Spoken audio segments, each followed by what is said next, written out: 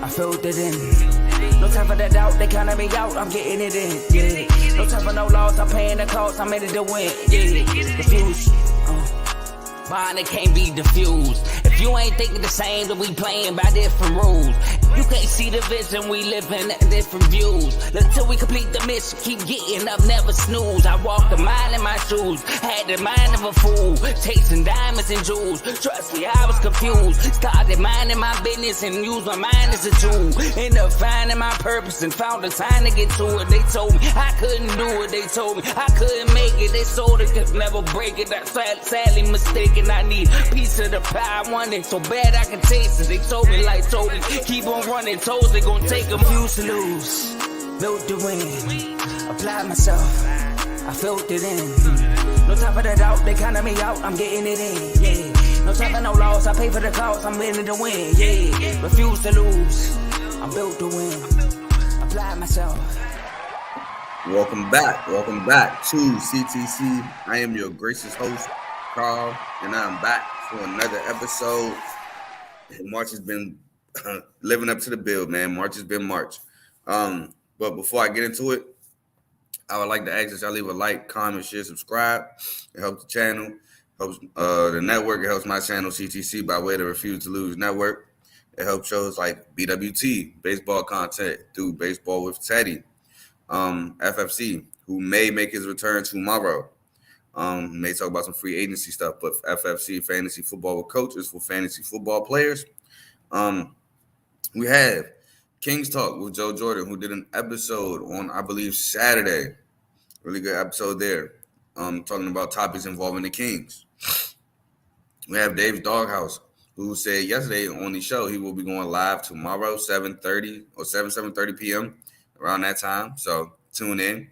We got any recommendations for any dogs? Like he's done Houston so far. He's done South Florida so far. He's done, I believe, North Carolina, if I'm not mistaken. So any dogs to roam the yard or any dogs you want to put in a doghouse, like Cal Filipkowski, tripping Harrison Ingram, feel free to let Dave know. We have RBO, Real Ballers Only. Hasn't done an episode in a while, but NBA content goes through him, featuring Vaughn. And last but not certainly least, we have In the Red Corner featuring Ty, Ricky, and Fast Cam, who just went live this past Sunday. Do a lot of boxing, and after they show, they do have an after party when they go live on IG to discuss the show. If you got any gripes with the show, any comments, go to the after party, talk. They'll go converse back and forth with you. But for all the channels, please follow, please like videos, comment, share, and subscribe. Helps us grow. All right, so y'all know it's the first episode of the week, so we got to talk about the polls. And I honestly wasn't going to talk about the polls because Selection Sunday this Sunday. Polls, really don't matter anymore. But let's go over them because I do have a gripe. And if you watch the show, you can probably figure out what is my gripe with the polls. But first is Houston, second is UConn, third is Purdue. UNC moves up to fourth. I'm happy about that, excited about that, not mad at that at all. Tennessee goes to fifth after losing to Kentucky. It's hard to beat Kentucky when Shepard has 27 and Antonio Reeves has 27. Dalton put up 40 and still lost. By the way, Dalton is SEC Player of the Year, so shout out to him. Arizona drops to 6 after losing to USC, who's kind of been on a heater lately. I'm not going to lie. USC has kind of been on a heater. 7th is Iowa State after they lost to Kansas State. 8th is Creighton, so they moved up from 10 to 8th. Kentucky moves up from 15th to 9th. Marquette moves down from 8th to 10th. Duke moves down from 9th to 11th. Auburn moves up from 13th to 12th. Illinois moves down from 12th to 13th, I believe because they lost to Purdue. Baylor drops from 11th to 14th after losing to Texas Tech. South Carolina moves up from 17th to 15th after beating Mississippi State. We lost to Tennessee, but hey, it's just a tough team. Kansas moves down from 14th to 16th. Gonzaga moves up from 19th to 17th. Utah State, after clinching their first Mountain West Conference title, moves up from 22nd to 18th. Love it for them. Alabama moves down from 16th to 19th. They lost to Florida. Then they went to OT with Arkansas. Just bad week for them. They did beat Arkansas, but going into OT against Arkansas this year is not good. BYU stays at 20th. St. Mary's moves up from 23rd to 21st. Washington State drops from 18th to 22nd, which I'm not mad. Nevada finally ranked at 23rd. Nevada's been on a heater. Nevada deserves to be ranked. Shout out to the Wolfpack. Dayton from 25th to 24th. Don't understand how Dayton is ranked. And Texas Tech moves into 25th because they beat Baylor. Now my gripes. Obviously, how is South Florida unranked? Yeah, they lost one game out of 16. They were on a 15-game winning streak. They lose one, now they're out. But yet y'all force Dayton in the top 25 every week? Are we serious?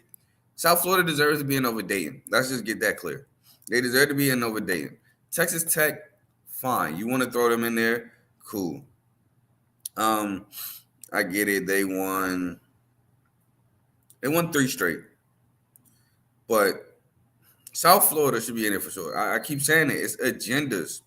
It's, I really like this team in the offseason, so I'm going to force feed them to the media as opposed to which teams deserve it. And I get it's the AP poll, but still, it's like this team had the more the hype. So we got to keep them in it as opposed to which teams actually deserve to be in the top 25, which South Florida deserves to be in the top 25 over Dayton.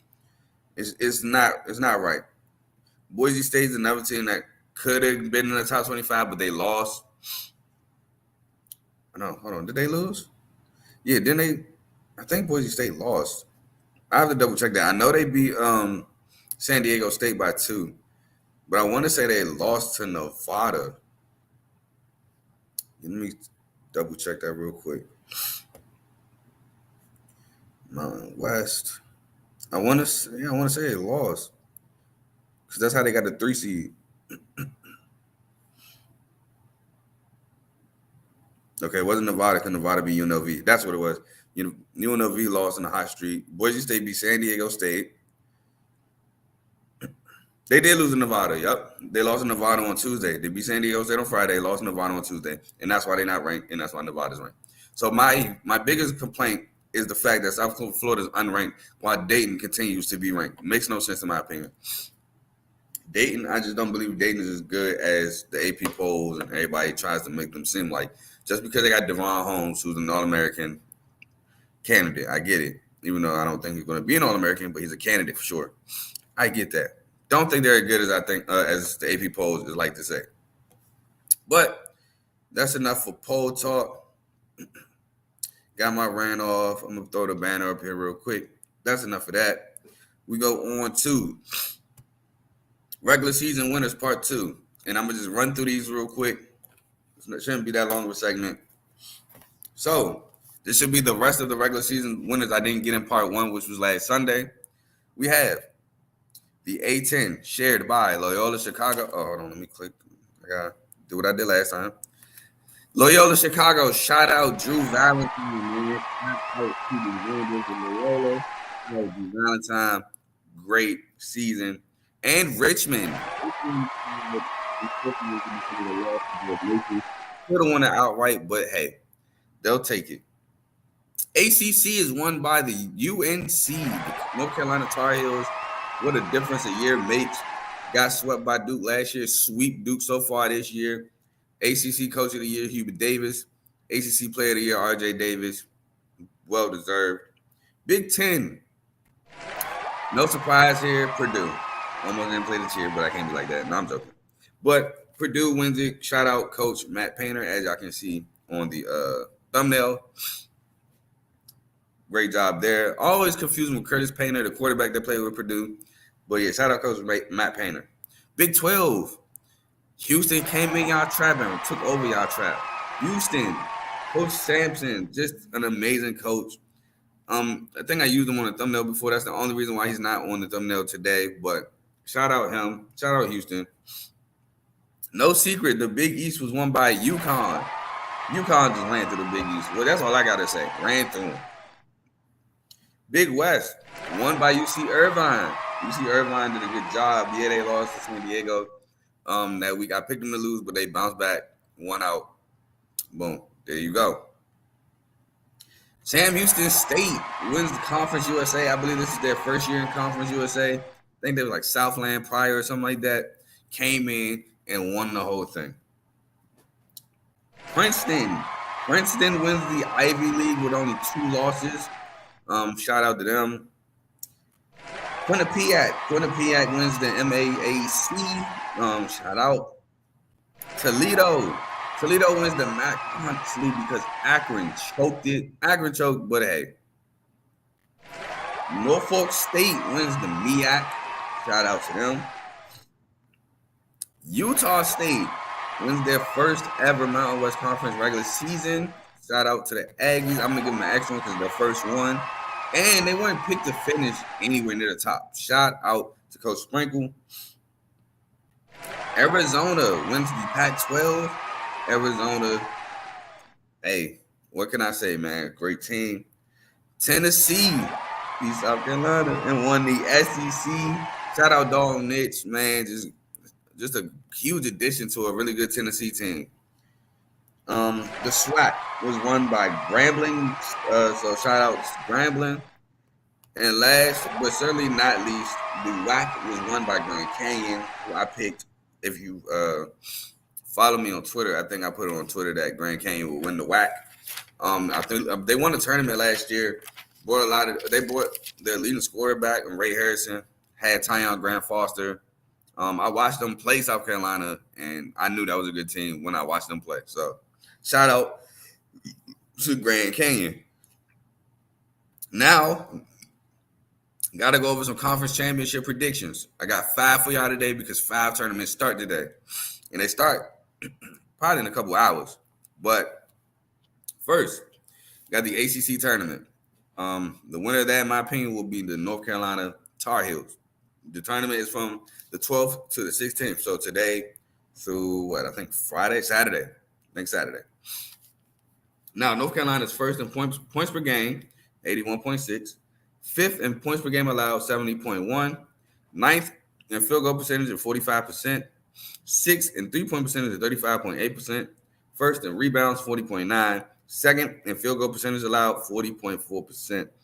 But North Carolina, when R.J. Davis is hot, it's tough to stop, but they can also attack you in multiple different ways. As I said, R.J. Davis is ACC Player of the Year, but you got Baycott down low. You got Harrison Ingram who can attack on the perimeter. He can back down smaller guards. Cormac Ryan, if he's hot, oh my God, it's bad if he's hot. Elliot Cadeau controlling the offense, and then you got guys off the bench too that can contribute. So North Carolina is a really, really well-rounded team.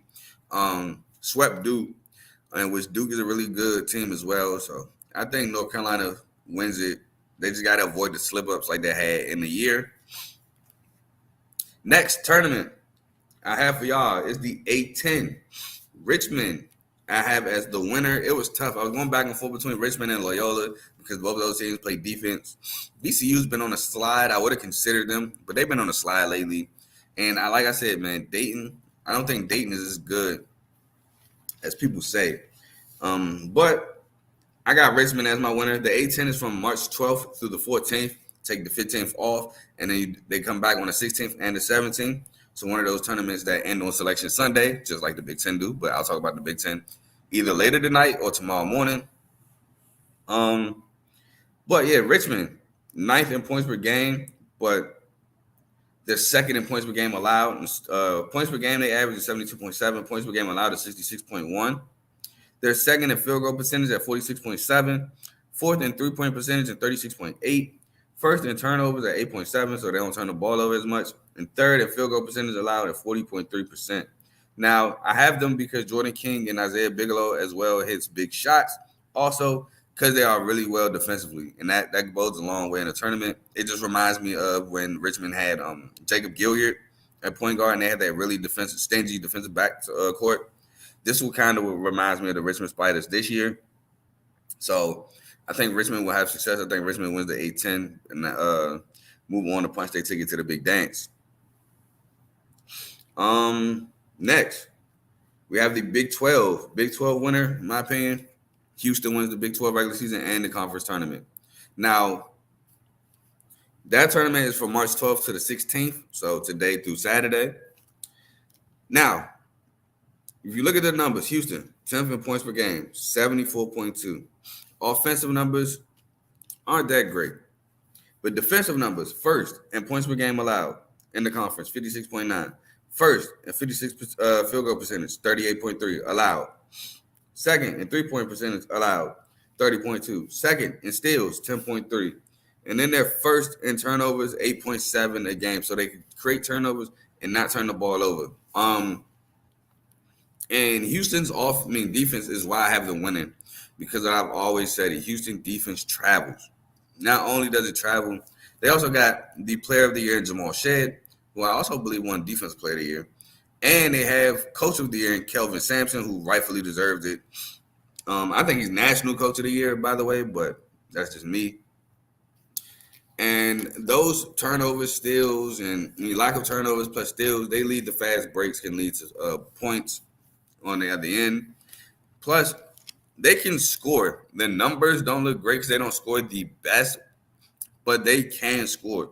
And they smother you on defense. So as they're slowly scoring, you're slowly not scoring, so they slowly pull away. So I'm going to roll with Houston in the Big 12 tournament. The next tournament I have for y'all is the Conference USA tournament, March 12th through the 16th. So my winner in this is Sam Houston State.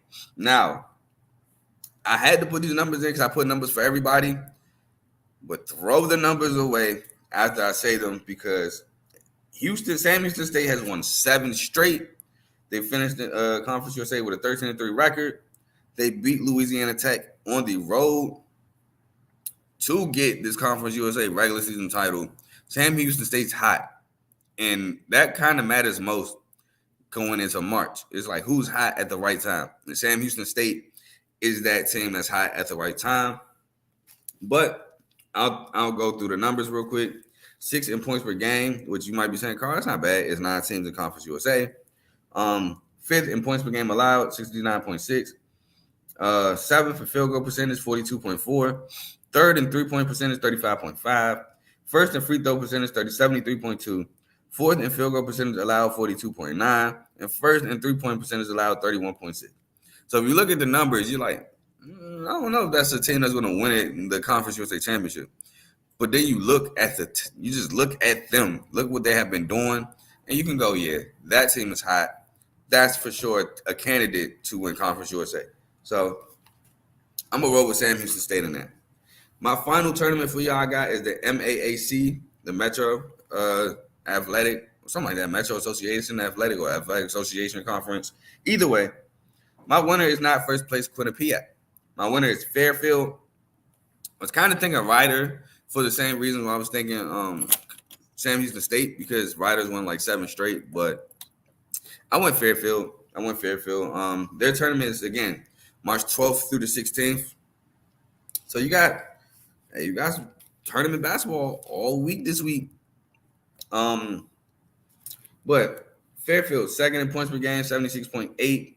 4th in points per game allowed, 71.3. 4th in field goal percentage, 45.1. 1st in three-point percentage at 38. 2nd in steals at 8.5 a game. 7th in field goal percentage allowed, 45.5. And 3rd in three-point percentage allowed, 33.4%. So really solid on both ends of the floor. I think that Fairfield is going to win it. I think that's a really good Metro Athletic team. And they finished 2nd. So they finished 2nd in the conference. So it's not a bad team at all. But that's all I got for y'all today. I was going to go live last night, but allergies or an illness, I have no idea yet. Jai was kicking my butt. So I had to go live this morning. I feel better. As y'all can see, I'm talking on here.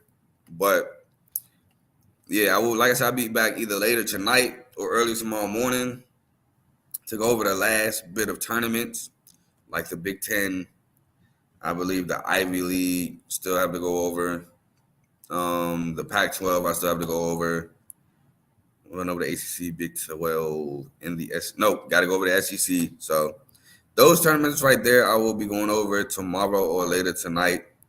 Follow me on my Twitter at Carl Talking NCAA. That's where I keep you updated on games, keep you updated on winners. Like I keep you updated on tournaments. So like yesterday, speaking of tourney updates, I have to go over them on here.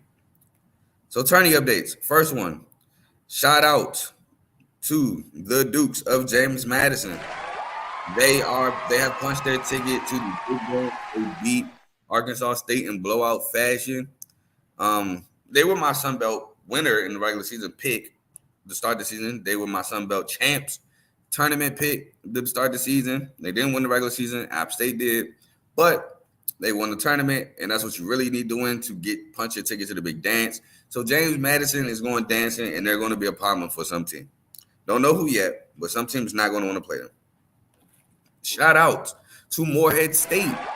They punched their tickets first, winners of the Ohio Valley. Another team I picked to win, great team. Man, they had a great win against Arkansas Little Rock, dominated the game. My Ohio Valley picked to win the conference championship last week. Did me justice. Now, that's all I got for my winners, but I still got to keep y'all updated. Shout out to Samford of the SoCon for winning the SoCon last night. Beat ETSU. They hung on to win. ETSU, both teams honestly missed free throws down the stretch, but ETSU just didn't have enough in the tank to complete yet another comeback. After beating my pick, the Chattanooga Mocs, when they were down 20, Chattanooga should have won that game, man. I'm so mad. I picked them to win the tournament, and then they blow a 20-point lead, go to OT, and fold. But shout out to Samford. Who else am I missing? Shout out to Stetson, the Stetson Mad Hatters. First ever ASUN championship, first ever time in the big dance. They beat Austin Peay in a barn burner. The ASUN tournament was just electric from game 1 to game 10, 9, whatever it was. Just start to finish, electric tournament. And Stetson pulled out the W. Austin Peay fought hard, fought to the end, just couldn't pull it out. So shout out to Stetson. Who am I missing? Who won the tournament? That's what, 4? I don't know. I think it might be more than 4 tickets punched. I can't remember any other tournament winners off the top of my head, but shout out those 4. Now you got some conference championship finals tonight, like Charleston, who came back and beat Towson on a 13-1 run, versus Stony Brook. Shout out Jamil Warney. Stony Brook beat Hofstra last night in upset fashion to keep the Cinderella run going. You have Oakland versus Milwaukee in the Horizon League finals. Oakland beat Cleveland State. They hung on to win that game. Milwaukee came back down 15 to beat Northern Kentucky, the winner of last year's Horizon League tournament. So shout out to them. They play tonight, I believe. You have St. Mary's versus Gonzaga for the tiebreaker, like I thought it would be in the WCC tournament. I'm assuming that's at like 2 in the morning. Jokes, but it's going to be late at night. So shout out to them for making their conference finals. Let me see what else I can find real quick. I already said them. You have South Dakota versus in the Summit Denver in the Summit League final. I did have South Dakota winning that. South Dakota is 1 game away from punching its ticket to the big dance. One of my other picks, Weber State, blew a lead and lost to Montana State in the quarterfinals, which was a freaking trend. Like, I lost a lot of picks in the quarterfinals, and it absolutely upset me. But this is college, this is March, and this is why we watch. Big South, Longwood. How can I forget about Longwood, man? Longwood Cinderella run is complete. They win the Big South, beating 4th-ranked Winthrop, beating 1st-ranked High Point, and beating 2nd-ranked UNC Asheville to complete the run. So shout out Longwood University. Absolutely blew out and dominated. I hit the play. Dominated UNC Asheville on all fronts to win the Big South. Shout out Drake. Drake beat my pick, Indiana State in the Missouri Valley. I did have that as a championship game with Indiana State winning. Indiana State came back, I believe down like 15 or 18 at one point, but Drake made one final push and won the game. Colgate is playing Lehigh for the Patriot League Championship. Now, that's not today. Is it today? I don't think that's today. All right, hold on. I can figure it out. But yeah, shout out Colgate, man. Colgate came back after Bucknell jumped out on a huge lead. Came back in the final seconds to win the game. Colgate and Lehigh play Wednesday, so tomorrow for the Patriot League Finals. I had Colgate winning the Patriot League, so hopefully they can pull that out. I talked about the SoCon. I talked about the Coastals. Southland isn't at a point to where we should talk about it yet. All right, so from memory, that's all I have for y'all. That's all the tourney updates I got for y'all. Like I said, y'all know I'll be back either later tonight or tomorrow morning. So until the next time, peace.